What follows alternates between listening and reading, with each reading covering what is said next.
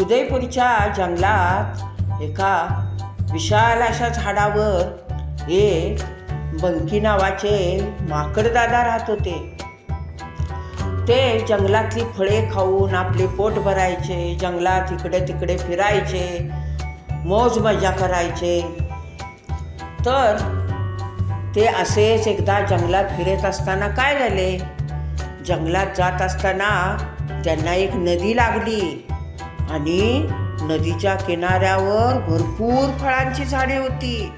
एक आंब्याचं झाड मोठं होतं आणि त्याला भरपूर आंबे लागले होते. माकडदादांना खूप आनंद झाला. ते झाडावर चढले, त्यांनी भरपूर आंबे काढले आणि खाऊन टाकले. परत आपल्या पहिल्या झाडावर गेले. त्यांनी मनाला ठरवलं, आता रोज या नदी बसल्या झाडावर आपण यायचे, आंबे खायचे आणि आपली भूक भागवायची. मग ते रोज झाडावर यायला लागले. रोज झाडं रोज येऊन त्यांनी सगळे आंबे संपून टाकले. शेवटी एके दिवशी आले आणि एकच आंबा राहिला होता. मग माकडदादा झाडावर चढले आणि झाडावर चढल्यावर एक होता तो आंबा काढला. आता म्हणले, एवढाच एक आंबा आहे, तेवढा खाल्ला पाहिजे आपल्याला, असे म्हणून त्यांनी तोडला. तो आंबा पटकन त्यांच्या हातातनं पडला आणि खाली नदीत पडला.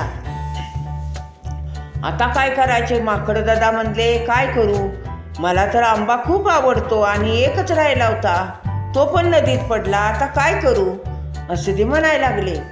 तेवढ्यात त्या नदीत नाही एक मासळी होती आणि ती आंबा घेऊन वर आली. तर माकडदादाने बघितले, पाण्यात काहीतरी हलतंय. बघत्यात तर एक मासळी आंबा आपल्या पाठीवर घेऊन वर आली होती पाण्यातनं नदीच्या काठावर. आणि माकडदादा काय म्हणाले, मासळी ताई, अगं तो आंबा माझा आहे, मला देतीस का, माझ्या हातनं पडला पाण्यात. मासळी ताई म्हणाली, हो माकडदादा, देते तुझा आंबा, मला घेऊन मी काय करणार, मी काय आंबा खाणार नाही आणि खातही नाही, घे तुझा आंबा. म्हणून मासळीने माकडदादाला आंबा दिला. माकडदादा खुश झाले. अरे वा म्हणले. मग मासळी ताईला म्हणाले, आपण दोघं दोस्त होऊया, मला खूप आवडेल तुझ्याशी मैत्री करायला.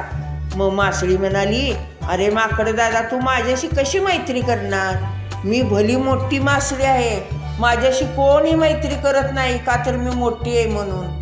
मग माकडदादा म्हणाला, अगं असू दे ग मासळी ताई, आपण दोघे मित्र होऊया. मग मासळी बरं म्हणाली. मग असेच काही दिवस गेल्यानंतर माकडदादा मग मासळीच्या मैत्रीसाठी रोज त्या नदीच्या काठावर यायचे. मासळी आणि माकडदादा बोलत बसायचे, गमती जमती करायचे आणि मग मासळी पाण्यात जायची आणि माकडदादा आपल्या झाडावर राहायला यायचे. तर एकदा काय झालं, एक शिकारी आला होता आणि त्याने त्या नदीत जाळं टाकलं होतं आणि तो मासे पकडत होता. माकडदादा नेमके त्यावेळी आले तिथे नदीच्या काठावर आणि झाडावर चढून बसले. झाडावर चढून बसल्यावर काय झालं, माकडदादा आपले इकडे तिकडे बघत होते, मासळी ताई कधी पाण्यातनं वर येत्या, आपण कधी तिच्याबरोबर बोलायला जातोय. पण परत काय झालं, त्या शिकाऱ्याने आपली पैशाची थैली आणि काही साहित्य होतं का नाही ते नदीच्या काठावर एका दगडावर ठेवले आणि पहिल्यांदा त्यानं जाळं टाकल्या, जाळ्यात त्याच्या मासळी आली नाही म्हणून त्याने दुसऱ्यांदा जाळं टाकलं. दुसऱ्यांदा जाळं टाकल्यावर ही माकडदादाची मैत्रीण मासळी ताई जाळ्यात सापडली आणि झाडावरनं बघितलं माकडदादानी. ते पटकन खाली आले. बघत्यात तर त्यांची मैत्रीण मासळी ताई जाळ्यात सापडली होती. माकडदादा म्हणाले, अगं मासळी ताई, तू कशी सापडलीस? हो रे माकडदादा, मला यातनं तू सोडव बघ, तो शिकारी आला आहे आणि मला त्यानं जाळ्यात अडकवले, तो आता मला धरून नेईल आणि खाऊन टाकील.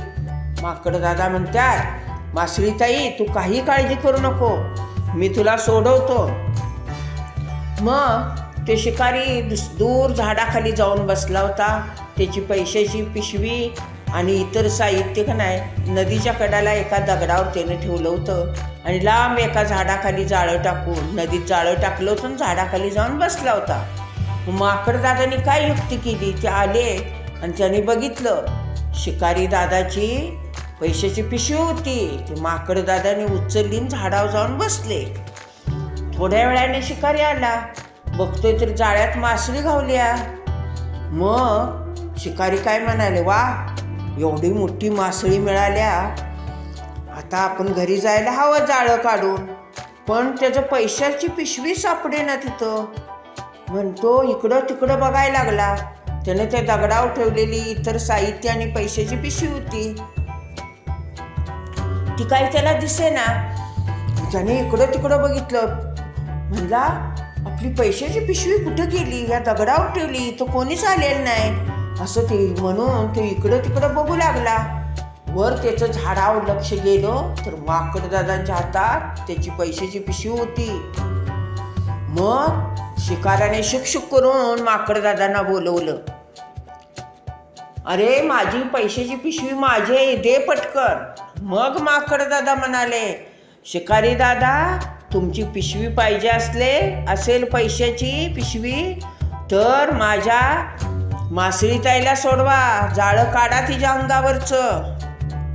मग शिकारी म्हणाला, अरे कुठली मासळी ताई, काय म्हणतोयस तू? मग माकड दादा म्हणाले, शिकारी दादा ती तुम्ही नदीत जाळं टाकले का नाही, त्यात जी मासळी सापडल्या ती माझी मैत्रीण आहे आणि तिच्या अंगावर टाकलेलं जाळं काढा, तिची सुटका करा, तरच तुमच्या पैशाचं पाकिट मी देईल. मग शिकारी म्हणला, ठीक आहे. मग शिकाऱ्याने मासळीच्या अंगावरचं जाळं काढून घेतलं. मग जाळं काढून घेतल्यावर मग माकड दादानी त्यांना पैशाचे पाकिट दिले शिकारी दादाला. मग शिकारी दादा मासळी न घेता आपल्या घरी निघून गेला. मग माकड दादा खाली आले आणि म्हणाले, मासळी ताई ठीक आहेस का तू? मग मासळी ताई म्हणाली, होय रे माकड दादा, तुझ्यामुळे मी वाचले आज, खरंच तू खूप माझा चांगला मित्र आहेस. मग माकड दादा म्हणाले, अगं मासळी ताई तू संकटात पडली होती आणि संकटात पडल्यावर मित्राला वाचवणं माझं कर्तव्य आहे. कुठलाही मित्र आपला खरा मित्र संकटात पडला की त्याला वाचवलं पाहिजे, म्हणून मी तुला वाचवलं, मी काहीच केलं नाही तुझ्यासाठी असे म्हणून माकड दादांनी मासळी ताईला आंबा आणला होता. मासळी ताई हा आंबा आपण दोघे वाटून खाऊया म्हणाले.